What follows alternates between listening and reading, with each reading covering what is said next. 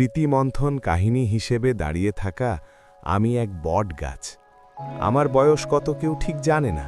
লোকের মুখে মুখে শুনেছি ১০০রও বেশি বছর পার করেছি আমি। জন্মের দিন মনে নেই, কিন্তু প্রথম আলোটা মনে আছে। তখন মাঠটা ছিল খোলা, চারদিকে কাঁদা আর ঘাস, দূরে কয়েকটা কুঁড়ে ঘর। আমাকে কেউ রোপণ করেনি, একটা পাখির ফেলে যাওয়া বীজ থেকেই নাকি আমার শুরু। ছোটবেলায় রোদ আমাকে পুড়িয়েছে, বৃষ্টি আমাকে ভিজিয়েছে, ঝড় এলে ভয়ে কেঁপেছি, কিন্তু মাটি আমাকে ছাড়েনি। ধীরে ধীরে আমার গা মোটা হয়েছে, ডাল ছড়িয়েছে, আর বুকের ভেতর থেকে নামতে শুরু করেছে ঝুড়ি মূল, সাপের মতো বাঁকানো, অ্যানাকন্ডার মতো শক্ত। তখনও জানতাম না এই মূলগুলো একদিন আমার শক্তি হবে, আবার আমার বোঝাও হবে। আমি কথা বলতে পারি না, কিন্তু আমার প্রাণে কথা জমে থাকে। কৃষকেরা সেটা জানে না, তারা শুধু জানে দুপুরের রোদে আমার ছায়াটা কতটা ঠান্ডা। কত মানুষ লাঙল ফেলে গামছা মাথার নিচে দিয়ে আমার গায়ে হেলান দিয়ে শুয়েছে। কারো নিঃশ্বাস ভারী, কারো মুখে শান্তির হাসি।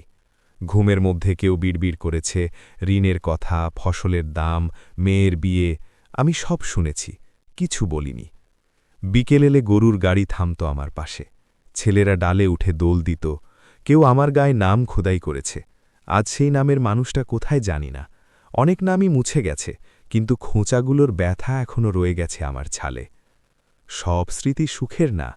আমার ঝুড়ি মূলগুলো একদিন নীরব সাক্ষী হয়ে দাঁড়াল। নাইলনের দড়ি, নিঃশব্দ কান্না, রাতের অন্ধকার।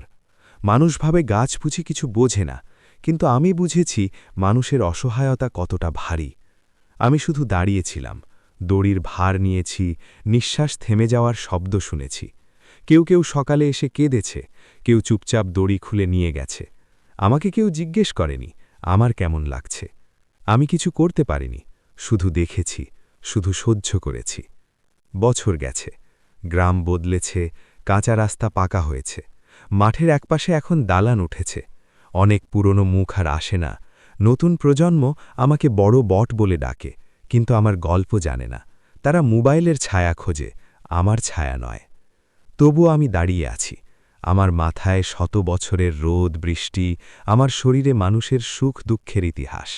আমি একটা গাছ হয়েও একটা নীরব গ্রন্থাগার, যার পাতাগুলো ঝরে পড়ে, কিন্তু গল্পগুলো রয়ে যায়।